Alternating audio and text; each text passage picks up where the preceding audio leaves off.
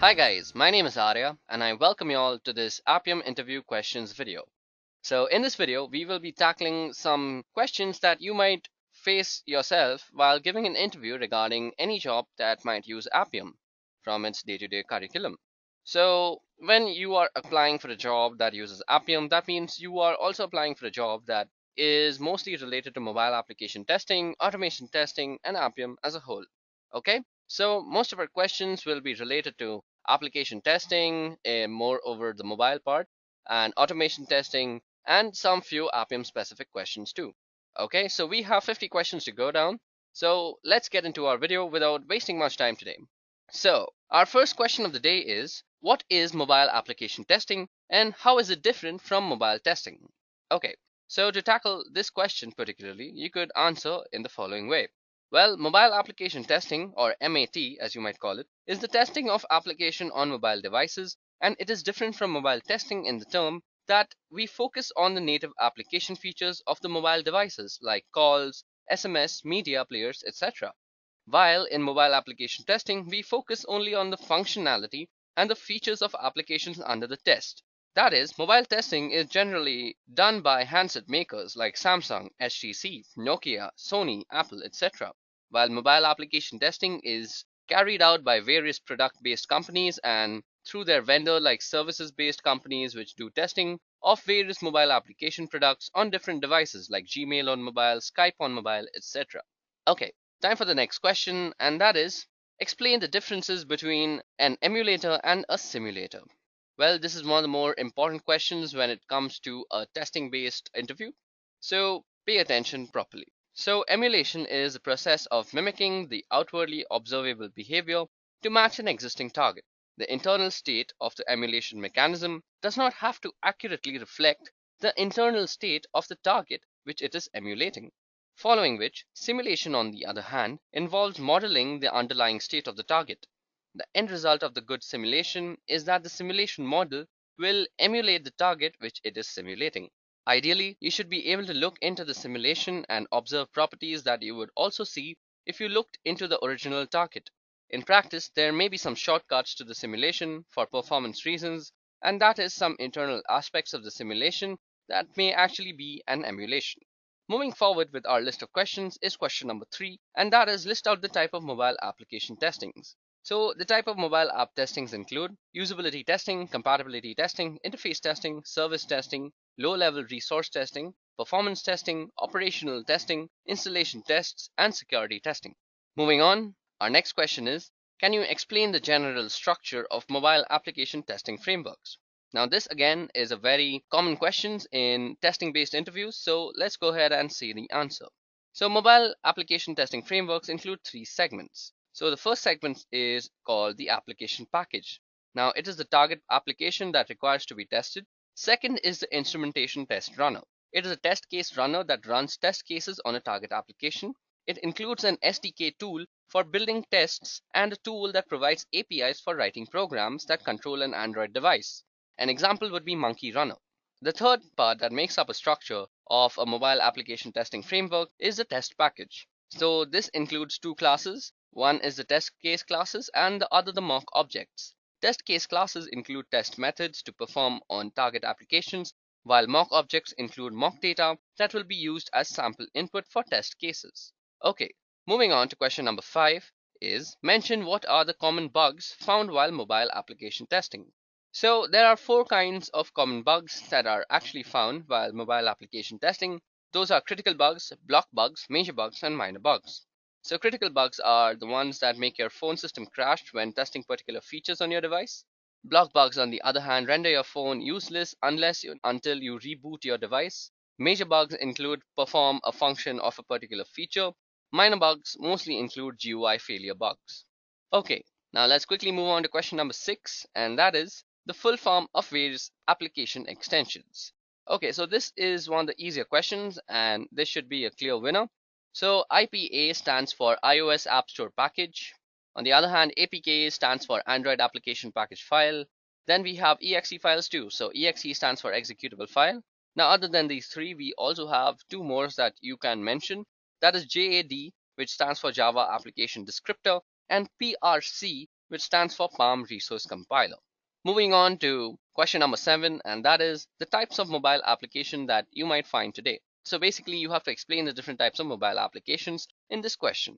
Now, this is a fairly long answer, so let's tackle that first. So mobile applications can be broadly categorized into 3 categories. That is native applications, web applications, and hybrid applications. So let's take a look at what native applications can do first. So native applications are developed specifically for one platform, which is coded with a specific programming language. For example, Objective-C for iOS and Java for Android, and they are installed directly onto the device and can take full advantage of all the device features. For example, they can use the camera, the GPS, the accelerometer, the compass, the phone book, etc. Native apps can use the device's notification system and can also work offline. Native apps are installed through an application store, for example, the Google Play Store or Apple's App Store. Native mobile apps provide fast performance and a high degree of reliability. Examples of native apps include games like Temple Run, Candy Crush, etc. The next kind of app is a web app. So web applications are mobile web portals that are designed, customized, and hosted specifically for mobiles. They are accessed through the mobile's devices, web browsers using a URL. Web apps became really popular when HTML5 came around and people realized that they can obtain native-like functionality in the browser. Now, mobile web applications cannot use device functionality, and examples of mobile web applications include google.com, m.snapdeal.com, and m.yahoo.com. Above that, we have hybrid apps. Now, hybrid apps are basically web apps that are embedded in a native app and run on the device and are written with web technologies. For example, HTML5, CSS, and JavaScript. Hybrid apps run inside a native container and leverage the device's browser engine, but not the browser itself, to render the HTML and process the JavaScript locally. A web-to-native abstraction layer enables access to device capabilities that are not accessible in mobile web applications, such as the accelerometer, camera, and the local storage. A hybrid app is not tied to any platform or any particular mobile device, so it can run on any device once written and built. Basically, it follows the write once and run everywhere protocol. Examples of hybrid app include Flipkart, Facebook, and Twitter. Moving on to our next question is, what exactly is Appium? So Appium is an open source, cross-platform automation testing tool. It is used for automating test cases for native, hybrid, and web applications. The tool has a major focus on both Android and iOS apps and was only restricted to the mobile application testing domain. Recently, a few updates back, Appium also announced that they will support the testing of desktop applications for Windows. Appium is developed and maintained by Sauce Labs. Currently, Appium version 1.11 is being distributed, and Appium first started off as a command line based testing service that can be installed using Node.js. In their latest release named Appium Desktop, they have released a robust and refined tool with an intuitive graphical user interface. Appium Desktop comes with an application element inspector, and we will see the uses of these in later questions. Okay, it's time for question number 9. And this question is, what is Appium's philosophy? Now, Appium's philosophy can be actually divided into 4 points. So let me just list them down for you. So you shouldn't have to recompile your app or modify it in any way in order to automate it. Secondly, you shouldn't be locked into a specific language or framework to write and run your tests. Third, a mobile automation framework shouldn't reinvent the wheel when it comes to automation APIs. Last but not the least, a mobile automation framework should be open source in spirit and practice as well as in name. Okay, now it's time for question number 10. And this one is an opinion based question. So our question is, what is Appium's strongest point in your opinion? So in this type of question, whatever your opinion may be, always give good reasons for it. For example, let me just answer this for you. So Appium is based on Selenium, which is an HTTP protocol by Google designed to automate browsers. The idea is actually very nice, as automating an app, especially a web view based one, is not so different in terms of required APIs from automating a browser. Appium is also designed to encourage a two-tier architecture. A machine runs the test, written in one language, and another one actually executes it. Furthermore, the WebDriver protocol targets scalability, and this makes Appium very scalable as well. Remember that you will need to write your test once, and Appium will be in charge of executing it in all platforms. So basically, the two-tier architecture makes Appium a very lightweight and very functional tool, and that, in my point, is Appium's strongest point. Our next question for today is there any advantage of using Appium on Sauce Labs server? Well, yes, there are a bunch of advantages of using Appium on Sauce Lab server. For one, you save the time it takes to set up the Appium server locally. Secondly, you don't have to install, configure the mobile emulators or simulators in your local environment. Thirdly, you don't have to make any modification to the source code of your application. And fourth, you can start scaling your tests almost instantly. Okay, it's time for question number 12, and that is list out the Appium abilities or the Appium features. So, the Appium abilities or features, as you might like to call it, are as follows. So, firstly, Appium is a cross platform tool for native and hybrid mobile automation solutions. Secondly, Appium uses the JSON wire protocol. Thirdly, Appium does not require any recompilation of the app that is going to be tested. Appium supports automation tests on both physical devices as well as simulators and emulators. Okay, it's time for our next question, and that is question number 13. And that is, what is your opinion on the performance of Appium?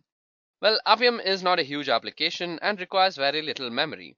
Its architecture is actually pretty simple and light, as Appium acts like a proxy between your test machine and each platform automation toolkit. Once up and running, Appium will listen to HTTP requests from your tests. When a new session is created, a component in Appium's Node.js code called proxy will forward these Selenium commands to active platform drivers. In the case of Android, for example, Appium will forward incoming commands to the Chrome driver. 90% of the cases, Appium will not even change the commands while routing them. And this happens because Chrome driver supports WebDriver and Selenium. For this reason, Appium will not allocate much memory to itself and serve as a very lightweight tool.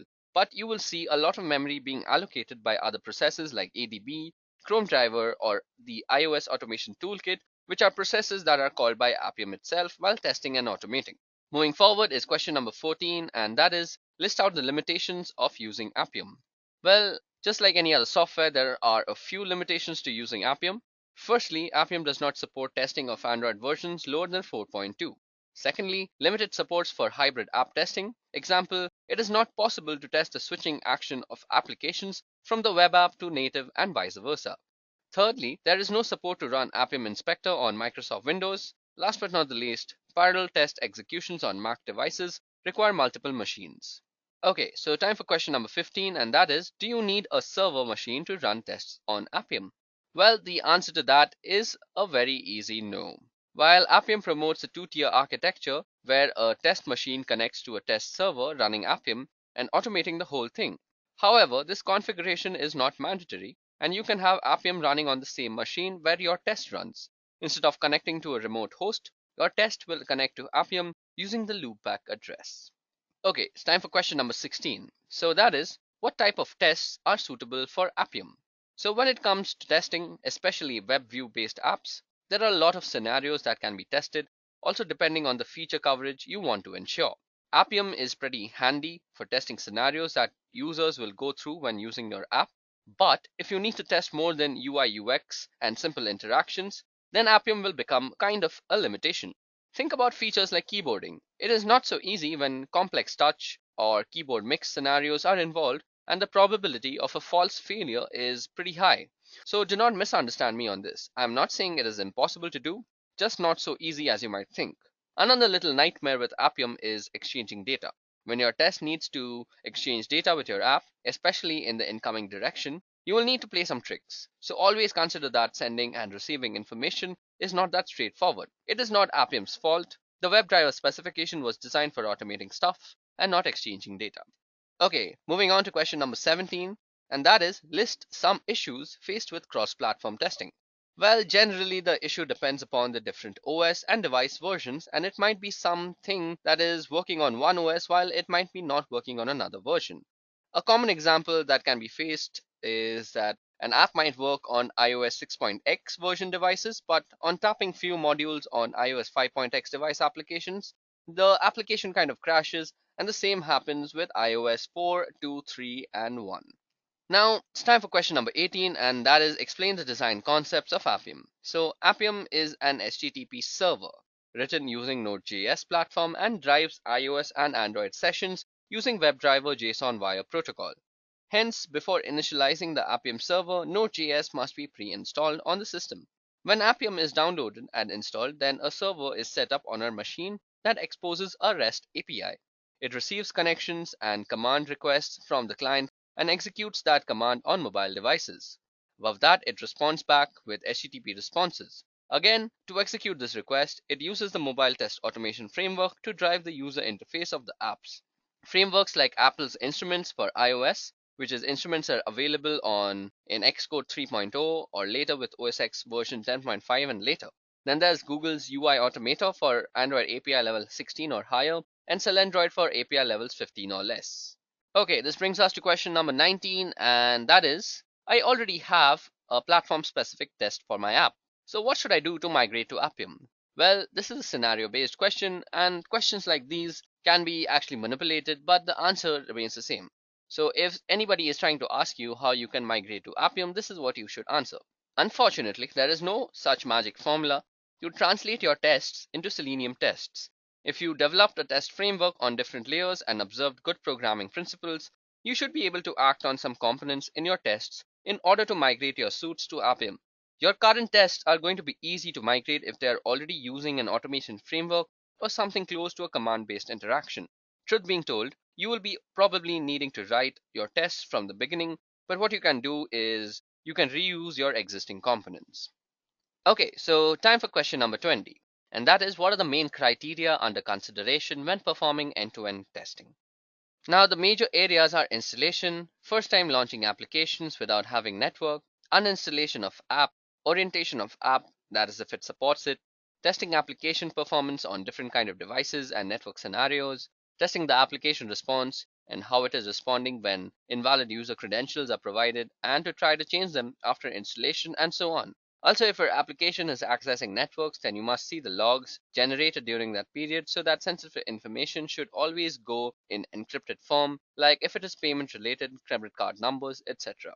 Okay, time for question number 21, and that is, how do you test patches and defects and fixes intended for an app already in production? Well, we generally do regression of relative modules and mainly focus on the area which are related to bug fixes as per the developer, as we cannot do entire regressions in very short span of time. So just do sanity of rest of the application modules on high priority devices on which you have major customer base, if you have crunch of time numbers, and if team size is not an issue, do sanity on all major devices. Moving on to question number 22, and that is, what kind of testing would you perform for a general application? Now, this is a very generic question, so we are going to have a very generic answer. So firstly, you could say the very first test we have to perform is installation, and after that we check the basic functionality, and after that we check the connectivity related stuff of the application. Then we uninstall the build and verify how applications respond when interrupts during installations are occurring, and also we check interruption scenarios when our application requests a network call. We also do low network and poor connectivity testing during network call, and upgrade from older versions to newer versions, navigation in the application without network if it supports this feature, and compatibility of application on different kind of phones, like having external buttons and devices that do not have external buttons, and some stuff like flip phones, slider phones, etc. Moving on to question number 23, and that is, how much time does it take to write a test in Appium? Of course, it depends by the test. If your test simply runs a scenario, it will take as many commands as the number of interactions needed to be performed, thus very few lines. And if you're trying to exchange data, then your test will make more time for sure, and the test will also become difficult to read. Moving on to question number 24, and that is, what test frameworks are supported by Appium? Well, Appium does not support test frameworks because there is no need to support them. You can use Appium with all test frameworks you want, example NUnit and .NET Unit.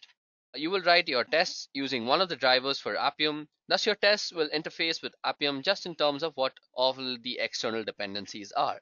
So use whatever test framework you want. Moving on, we have question number 25, and that is, what is data exchange? Now, when I say data exchange, I am not referring to scenarios like getting or setting the values of a text box. I am also not referring to getting or setting the values of an element's attributes. All these things are easy to achieve in Appium, as Selenium provides commands just for those. By data exchange, I mean exchanging information hosted by complex objects stored in parts of your WebView based app. For example, the window object. Now consider when you dispatch and capture events, your app possibly do many things, and the way data flows can be handled are many too. Now some objects might also have a state, and the state machine behind some scenarios in your app can be large and articulated. For all these reasons, you might experience problems when testing. Okay, now moving on to question number 26 is another question. And this question is kind of uncommon, but I've still added it because I think it is pretty important. So this question is, what are the features and benefits of Quick Test Pro? So the following are the features and benefits of Quick Test Pro. Well, firstly, it is a keyword-driven testing. It is suitable for web-based application for both client and server. It has better error handling mechanism. The data-driven testing features are pretty excellent. It has record and play features. The screenshots can be recorded, and runtime data table can be used for persisting values. Moving on to question number 27 is another scenario based question. So this can be framed in various ways. So the first way is, as you guys see on your screen, and that is, can Appium help me cut costs? Another way this question can be asked is, I don't want to set up a whole infrastructure for my tests, and I don't want to spend money on hardware. So how can Appium help me here? Well, if you think about it, what really is required from you is writing tests, when the fact that you must deploy an Appium server somewhere is something more. If you want to skip this part, you can rely on some web services that already deployed a whole architecture of Appium servers for your tests. Most of them are online labs and they support Selenium and Appium. So the combination of server-based testing along with online laboratories will obviously help you cut costs along many corners. Another question that is commonly asked is debugging Appium difficult? Now the answer to that is a very easy no. Appium is a Node.js application, so it is JavaScript in the essence. The code is available on GitHub and can be downloaded in a few seconds as it is small and not so complex. Depending on what you have to debug, you will probably need to go in deeper in your debugging experience. However, there are some key points where setting a breakpoint is always worthy. For example, the proxy component is a worthy mention. Moving on to question number 29 is, mention what are the basic requirements for writing Appium tests. So for writing Appium tests, you require some few basic things. So firstly is the driver client. Now Appium drives mobile applications as though it were a user. Using a client library, you write your Appium tests, which wrap your test steps and send them to the Appium server over HTTP protocols. The second requirement is an Appium session.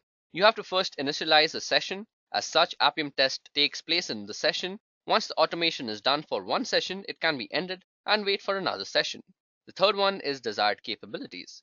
Now to initialize an Appium session, you need to define certain parameters known as desired capabilities, like platform name, platform version, device name, and so on. It specifies the kind of automation one requires from the Appium server. Last but not the least, we need the driver commands, and you can write your test steps using a large and expressive vocabulary of commands. Okay, so it's time we move on with our video.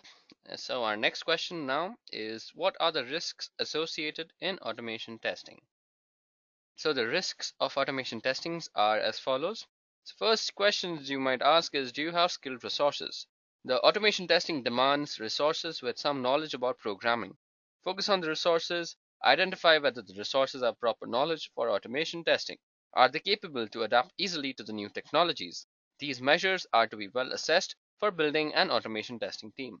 Second thing that you might have as a risk is the initial cost for automation is high.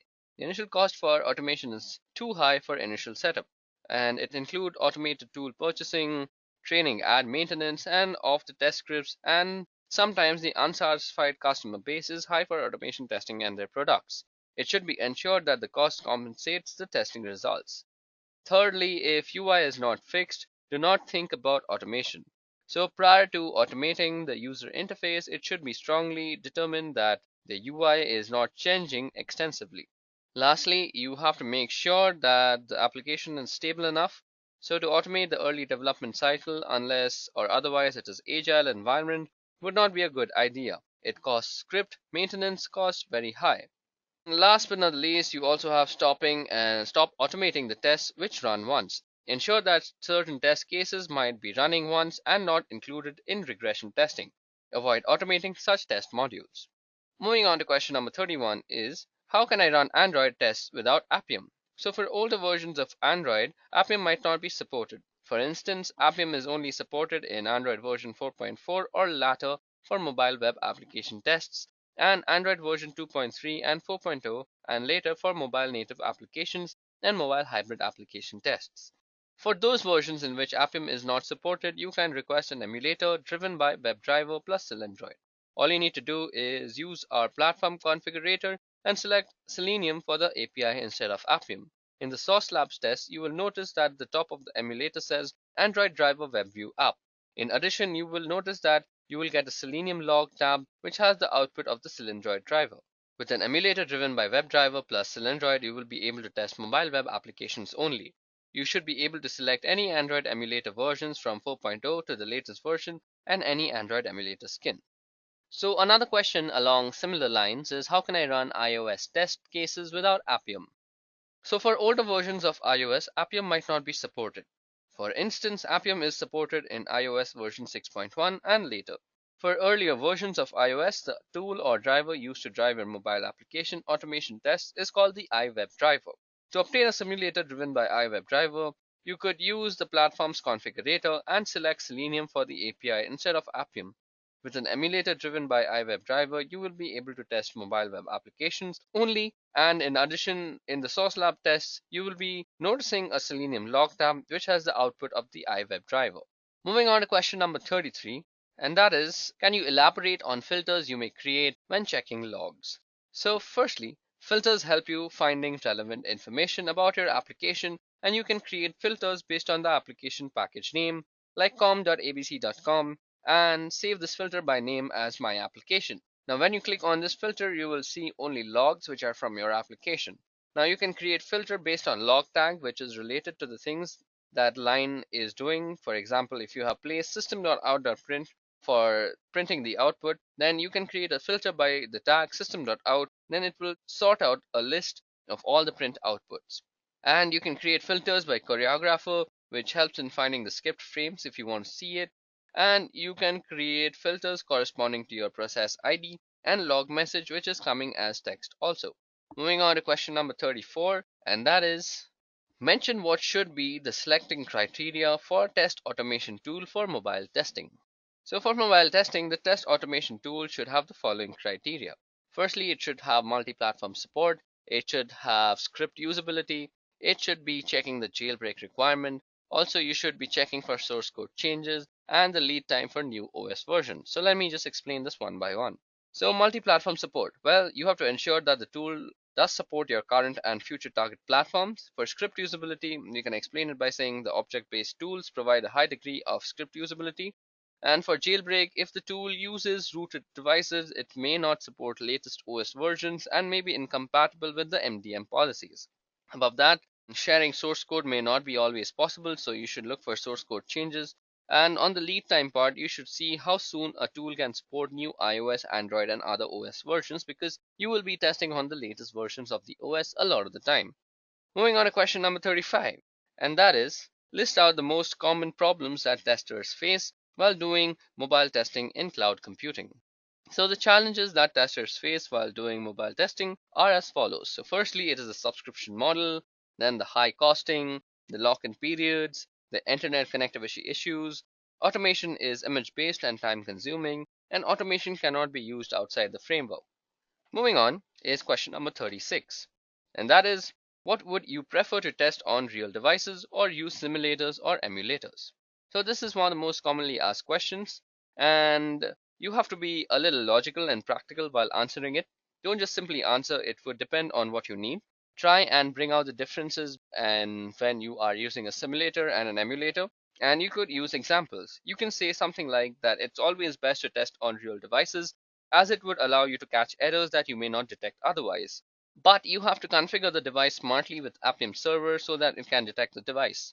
Sometimes the ADB or the Android debugger may disconnect from the device even if it remains plugged in, and it can cause your test to fail. So to handle such issues, you can write a module which resets the ADB after some time to reconnect to the devices. Moving on to question number 37, and that is, what is the Appium Inspector and what is it used for?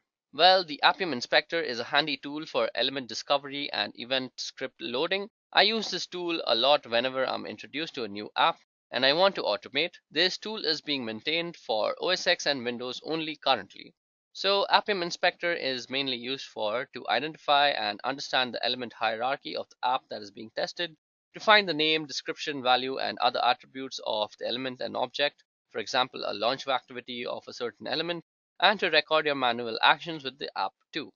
Moving on, to our next question, and that is, what are the probable errors you might see while working with Appium?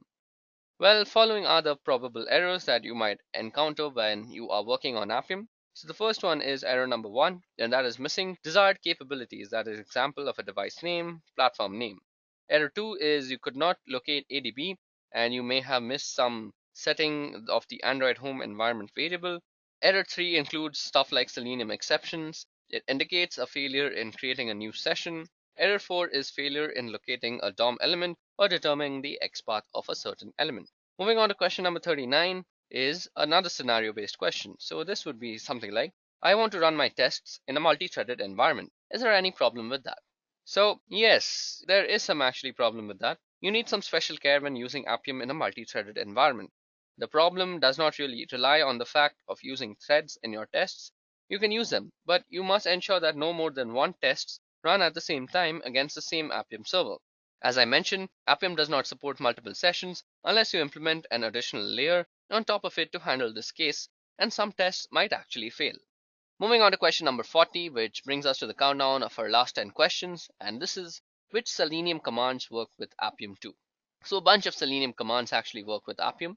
So these are, firstly, the locate command using IDs or class names, then the raise events or elements, example the click function, then the text command like the type function, getting and setting element properties, commands to run JavaScript, and switch context between different web view like switching iframes in Selenium web drivers, and commands to manage alert boxes. Question number 41 is, can you mention one thing which you cannot do with an emulator, but you can do with real devices? So you can test the interrupts like phone call, message drain, battery drain out completely while you were using the application under test, low battery scenarios, etc. on real devices. Other than that, you can also check for memory card mounts, unmount scenarios. Actual performance of your application can only be tested on a real device. And last but not the least, Bluetooth related testing can only be done on real devices.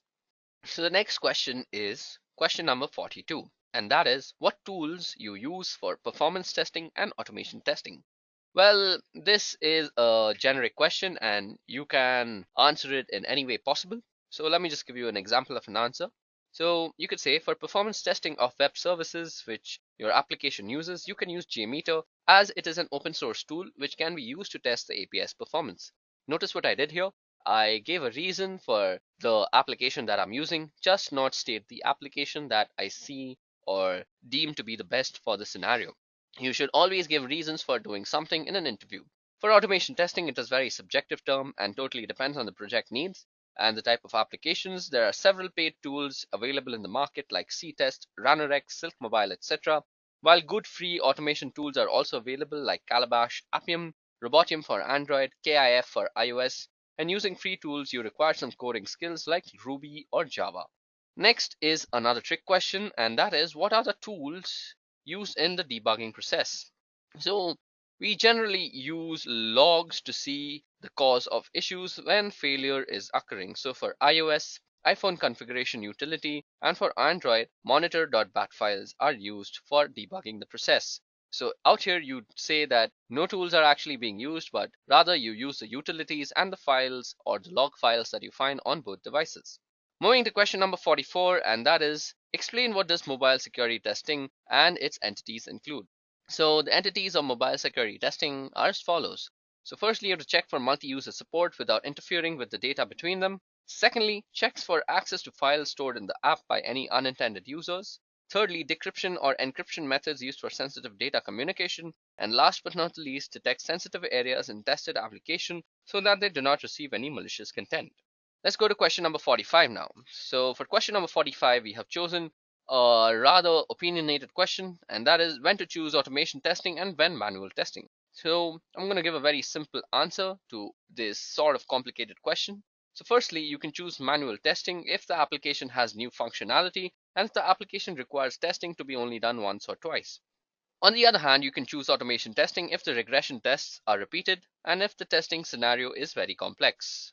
Okay, it's time for question number 46, and that is, what are the prerequisites to start automation testing?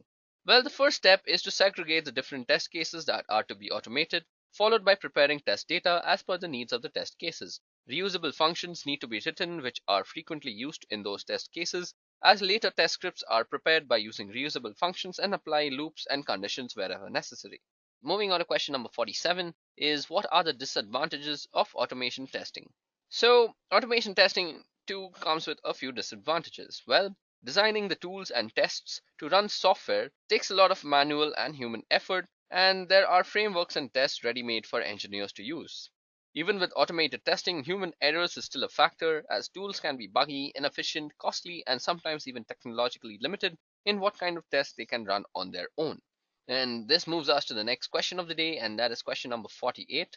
And that is, what are the differences between open source tools, vendor tools, and in house tools? Well, open source tools are free to use frameworks and applications. Engineers build the tools and have source code available for free on the internet for other engineers to use.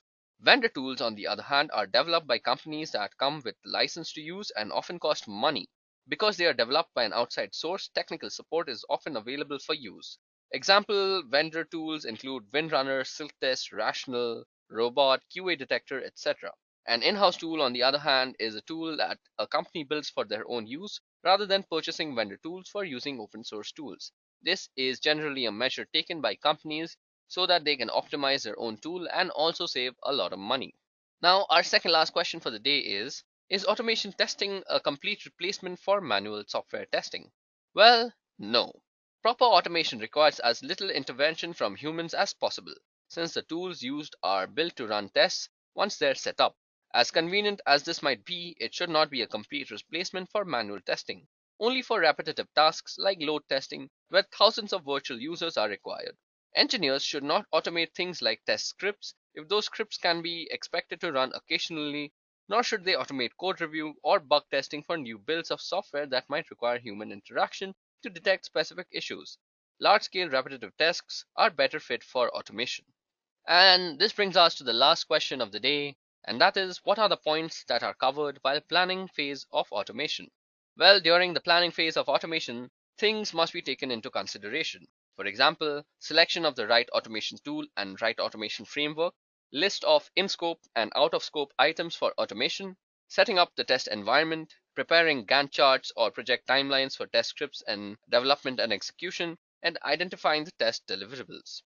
Okay, guys, so this brings us to the end of our Appium interview questions. I hope you guys learned a lot today, and I hope you guys built a little bit of confidence for your next Appium interview.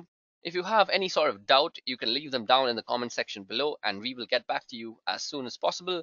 If you like this video, please give it a like and a thumbs up, and share this video with your friends that might be giving such interviews in the coming future. I thank you guys for watching this video. I'll meet you guys in the next one. Until then, goodbye. I hope you have enjoyed listening to this video. Please be kind enough to like it, and you can comment any of your doubts and queries, and we will reply them at the earliest. Do look out for more videos in our playlist and subscribe to Edureka channel to learn more. Happy learning!